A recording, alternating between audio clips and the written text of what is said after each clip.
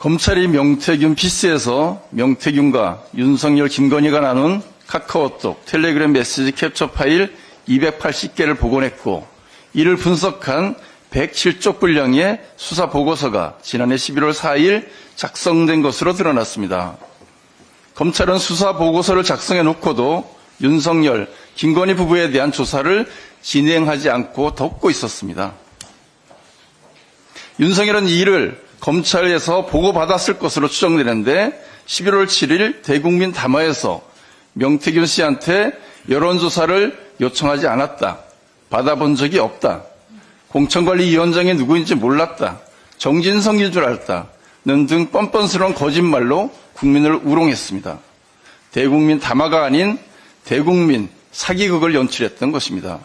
그리고 11월 24일 윤석열은 김용현에게 명태균 의혹을 언급하며 이게 나라냐, 비상대책이 필요하다고 발언했고 열흘 후인 12월 3일 헌정유린 비상계엄을 선포했습니다.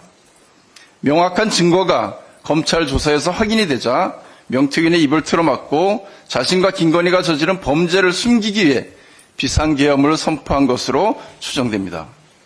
명태균 PC에서 드러난 사실은 가히 놀랍습니다. 명태균이 대선 당시 윤석열 후보를 위해 공짜 여론조사를 해서 직접 보고했고 그 대가로 김건희가 김영선 전 의원의 공천을 준 것이라는 공익제보자 강경희 씨의 주장이 사실로 드러난 것입니다. 명백한 정치자금법 위반, 대통령 부부의 공천 개입, 부정선거이고 윤석열 대통령 당선의 정당성에 의문을 제기할 수 있는 중대한 사안입니다. 명태균은 김건희를 통해 윤석열 대선 캠프 인사도 좌지우지했습니다. 대선 당시 주요 인사에 대해 김건희가 묻고 명태균이 답을 주는 방식으로 대화가 이루어졌고 실제로 황중국 후원회장, 주호영 상임선대위원장, 김태호 공동선대위원장, 윤상현 총괄특보단장, 임태희 총괄상황본부장 등이 임명 위촉되었습니다. 이뿐만이 아닙니다. 명태균은 윤석열 후보 언론 인터뷰 방향을 설정해주고 윤석열의 고질적 습관인 도리도리에 대한 이미지 컨설팅도 해주었습니다. 윤석열 후보 자택에서 이루어진 이준석 당시 국민의힘 당대표의 미팅 자리도 추진, 배석하는 등 사실상 킹메이커 역할을 해왔습니다. 명태균의 영향력은 대선 이후에도 계속되었습니다.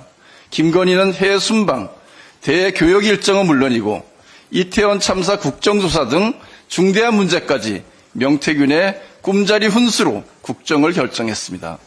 지난 2년 반 동안 국정 시스템이 명태균 조언, 김건희 결정, 윤석열 집행으로 이루어졌으니 대한민국의 국정이 무너지고 국격이 추락하는 것은 어쩌면 당연한 결과였습니다.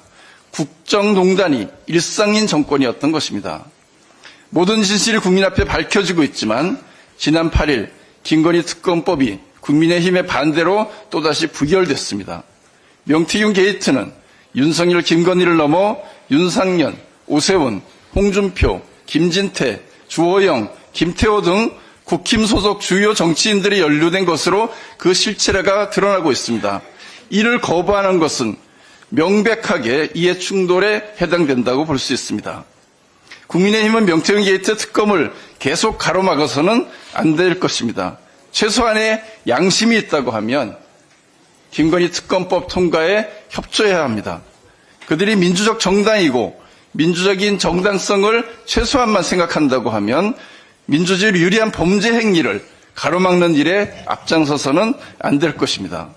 검찰에게도 분명히 경고합니다. 검찰은 명백한 물증을 확보해 놓고도 검찰 정권의 유지에만 눈이 멀어 윤석열, 김건희를 소환 조사조차 하지 않고 있습니다. 이제라도 윤석열, 김건희 부부의 공천 개입, 불법 여론조사, 불법 선거사무소 운영, 창원 산단 선정 등 국정 개입에 대해 철저한 수사로 진상을 규명할 것을 촉구합니다. 이상입니다.